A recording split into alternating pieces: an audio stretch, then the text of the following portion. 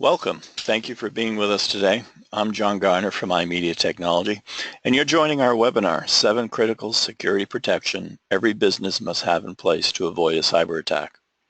Today's webinar will take about 20 to 30 minutes, and at the end we'll do some Q&As.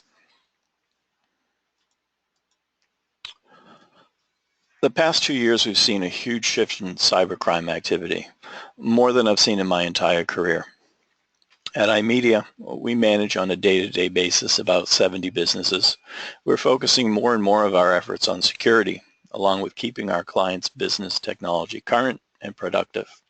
We're managing 50 terabytes of data, and as yet, I'm happy to report none of our clients have had to pay a single penny towards ransomware, and that's not by accident. Just last week, I met with a business owner, and I asked him, how are you protecting your business from ransomware and cybercrime activities? He replied, oh, I've heard of ransomware, and exactly what is it, and is it really important to me? And I thought to myself, wow, doesn't this guy follow the news or see any of the headlines? And as I prepared for this webinar, I realized that what we see for headlines about cybersecurity breaches are more about headlines for large companies with recognizable brand names. It's really only the big breaches that make the headlines. The breaches that happen to small businesses like ours, by and large, go unreported and are quite a bit less newsworthy. So what I want you to understand is that the same tactics used to breach larger corporations are used to breach small businesses like yours and mine. Some of the topics that we're going to discuss today include the tactics that were used to breach the Democratic National Committee by the Russians this past fall. So let's review a typical small business profile. We take weekends off and we have vacations. We're constantly creating new products and services. We subscribe to software that we use to run our business. Same thing with hardware. We have very good quality products and services. Our customer support's excellent. Everybody's happy with us, and we're very profitable. This sounds like a successful business model that any one of us would enjoy owning or working for. And honestly, it's typical for a cybercrime business.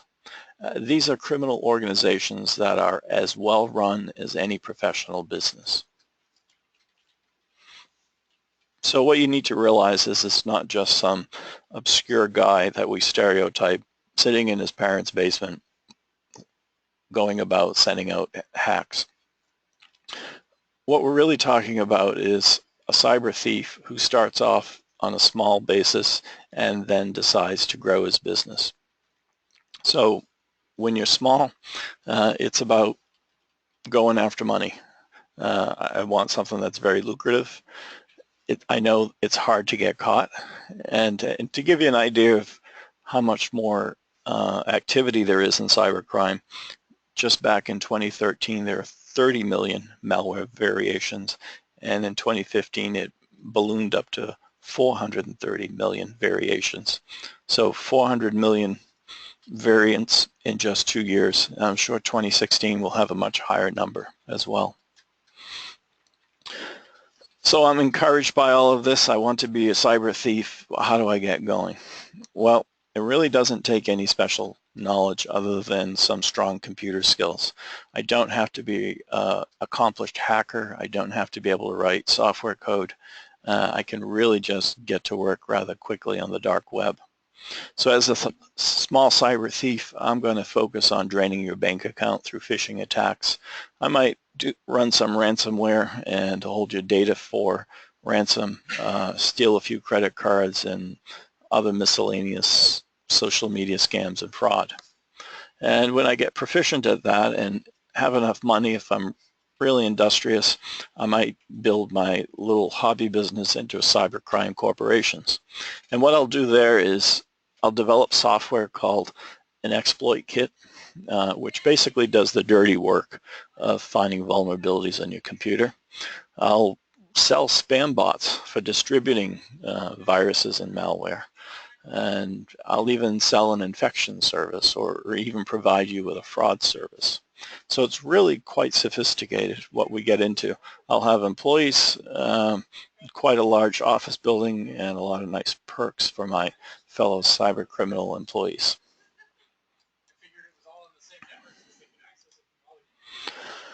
So let's talk about what's happening. 77% of attacks are targeted towards small and medium enterprises. Criminals know that the vast majority of small businesses have not taken steps to protect their business. The next few slides we're going to talk about some of these common attacks such as spam and phishing, malvertising, the dropper software, Internet of Things, and ransomware. Think of spam as casting a broad net.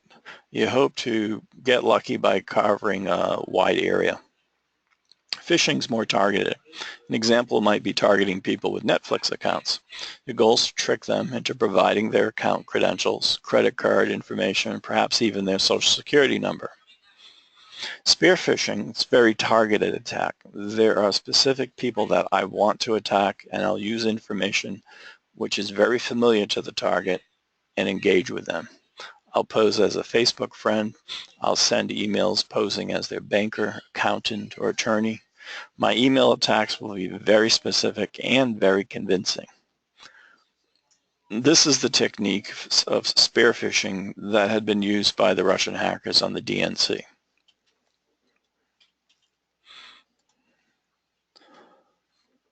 Malvertising is the process of having paid advertisements that are tainted with infected code or malware.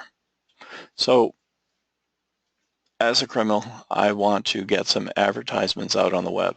I go through a third-party service, which is a legitimate ad service, hire them to place ads on my behalf across the internet. The ads are very legitimate, so I might have a small travel site or travel agency business, create some ads, have them distributed. However, the pages that the ads link to are malicious site, and that's how I go about getting you infected through malvertising. When I get you infected, I'm probably just dropping malware on your computer. So what that is installing software that I'll use later, or I'll be able to sell access to your computer. That software that I installed or dropped on your computer, it just sits quietly and phones home for instructions later on down the road. Your computer will be used for various sorts of activities such as keystroke logging to gather more information, or perhaps we'll use it as a denial of service attack on a website. Might use it to roll out some ransomware or whatever else I have on my agenda. If you think back last fall, there was a large internet outage and many companies had their websites go offline. It turns out the attack was from the Internet of Things. So exactly what is that? Well, it's any appliance that has a connection to the internet. So think of things such as your thermostat, refrigerators with displays on them, ovens that you can remote control, security cameras, etc. So these are items beyond your normal laptops and desktops. And once we have them harvested, we basically use them as a tool. So that's really what they are. They're tools for hackers. They become soldiers in our army. Ransomware really dominated 2016, and ransomware is when data becomes encrypted and it's held for ransom payment. So encryption is the act of scrambling your data and making it unreadable. Encryption can only be reversed with a secret key. Once your data is encrypted, there's no way to decrypt it without that key. So that's why I encrypt it, I hold it ransom, I say, hey, I want $300 or the equivalent. You send me the money, I'll give you the key, you get your data back. When we have come across encrypted data, the only way we can help a client is to restore data from a prior backup.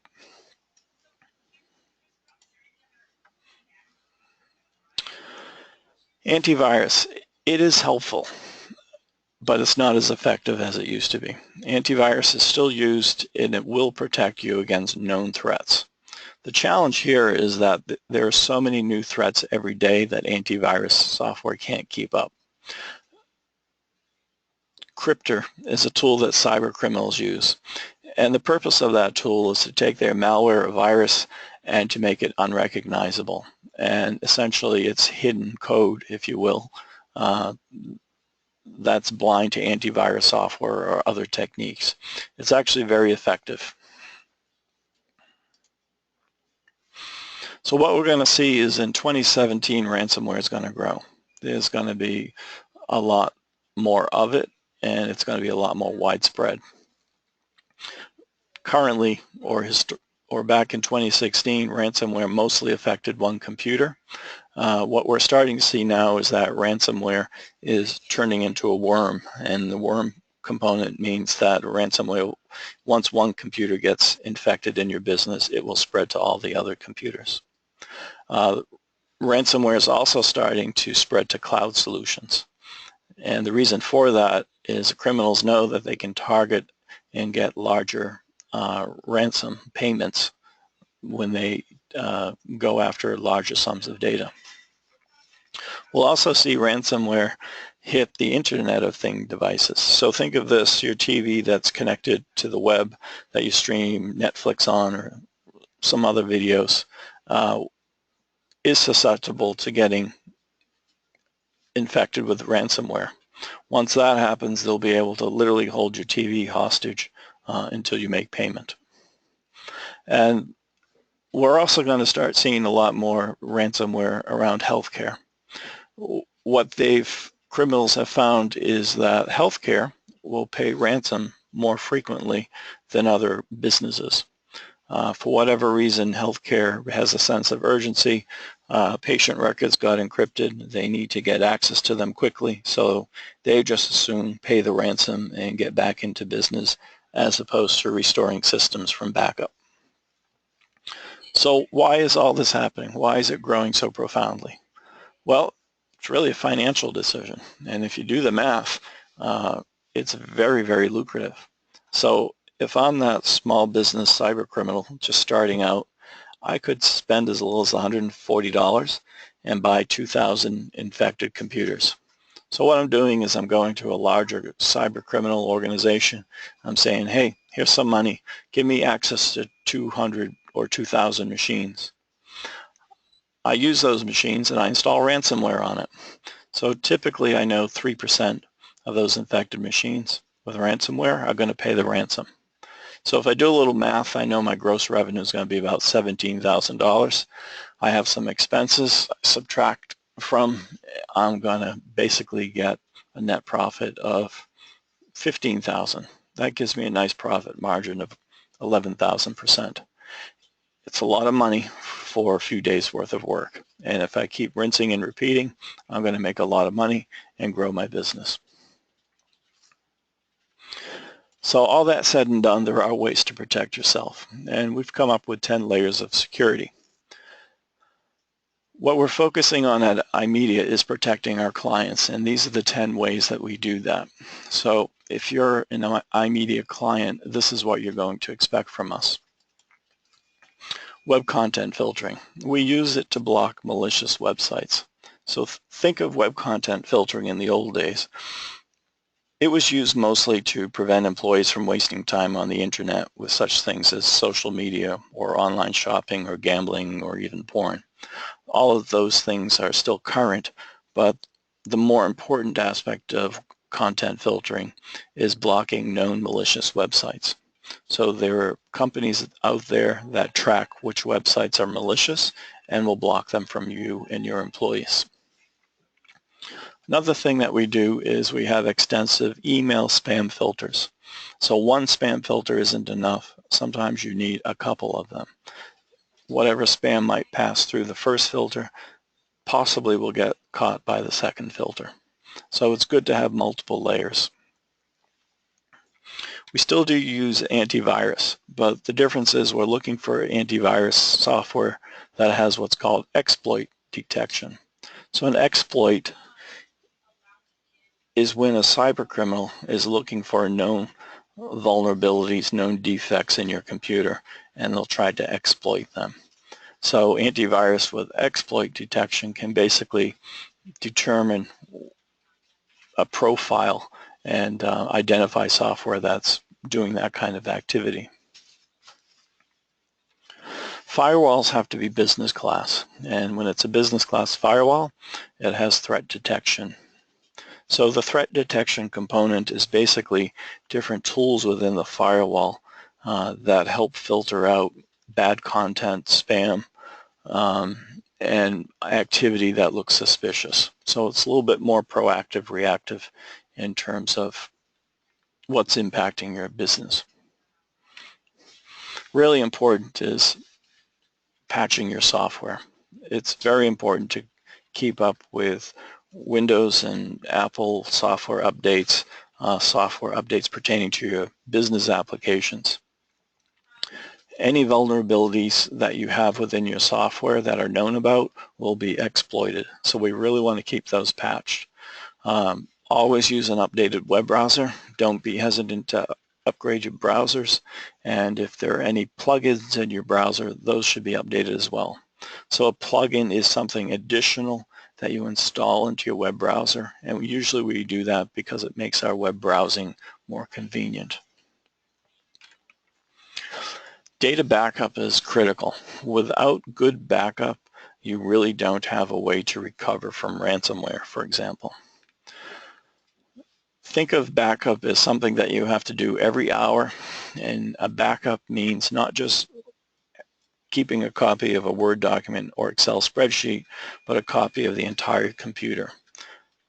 Newer versions of ransomware are actually encrypting all files on a computer. So you could have the entire system encrypted and not have access to it. So it's really important to take a backup image of the entire computer. You want to store those backups on-site and also off-site in the cloud. Just as important as setting this up once is you have to test it and verify that it's working. So every day you need to be alerted if there's a problem with a backup, did it run? And if it did run, can you do a test restore? Can you actually restore data?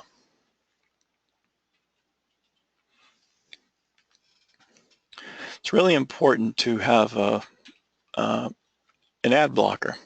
An ad blocker is something that we plug into our web browser and it blocks advertising. And the reason we want that is essentially to avoid malvertising as much as we can. That's the good part of it. It also makes your web browsing, well, a little less cluttered. The bad side about ad blockers are there are some ad blockers that are not good for your computer. And of course, legitimate businesses trying to earn your business won't be able to display their ads. So it's catch-22. It's really important to share with your employees your internet usage policy. Also have a policy for passwords. Your employees need to understand how you expect them to use their computers or how not to use their computers. They also need to know what they should or shouldn't be doing. They also need to have in place password policies. Policies mean how complex is the password, how often do you change it, don't write down the passwords on a piece of paper, etc. Employee training is really important. There are so many new vulnerabilities coming out that without continuous training, it's really hard to keep up. So a constant drip of employee training is probably the most important thing you can do. You need to raise awareness in terms of what's a good email or a bad one, or to how to detect a phishing attempt so that you don't inadvertently wire money from one bank account to another. And lastly, if you have any browser plugins, consider uninstalling them, especially if they have Java and Flash. Java and Flash are easily exploited because they're not frequently updated. And some browser plugins are a little unscrupulous and probably not that helpful. So if you have a browser plugin that gives you coupons for a restaurant, that's something you probably want to consider getting rid of. So the bottom line, we need to get serious about protecting our companies against cybercrime. So really, the way to do that is to start off with a threat assessment. Threat assessment basically tells you what's going on, what is lacking in your security right now. Of these 10 things that I listed, how many of them are you doing, or how many of them are you missing? So you want to think about what devices employees are using. Are they using smartphones to access the company? Who has remote access? How do you manage passwords? What are password policies? What applications are we using? You know, are your employees using Dropbox and you're not aware of it? So really, it's just a matter of going through a list of best practices, applying them, and making sure that everything's up to snuff. Once you go through a threat assessment, you need to come up with an action plan. So whatever gaps that we find, we need to find a way to resolve them and put them to bed so that you can sleep well at night. The third thing you need to realize is that you need an ongoing maintenance plan. This is not something that you do once, you set it and you forget it, you walk away and yeah, we went through this last January and took care of everything, so we should be safe for the year. Cybersecurity is definitely an ongoing process, and it's something that we need to take care of on all the time. So if you're not a client of ours, we're going to invite you to join us for a threat assessment. And what we'll do is we'll review your network environment. We'll compare your results to our industry best practices that we apply. And we'll meet with you and share with you a report of our findings. And during that report, we're going to follow up with you just basically to discuss our recommendations and what must be done to make sure your business is very unattractive to cyber criminals. So what to do now is just visit us at imediatech.com/cybersurvey, and there's a brief application there. Just fill it out and we'll give you a call and schedule your cyber threat assessment. With that, I thank everyone for joining us today and look forward to talking to you more. If you have any questions, just give me a call at iMediaTechnology or send me an email at john@imediatech.com.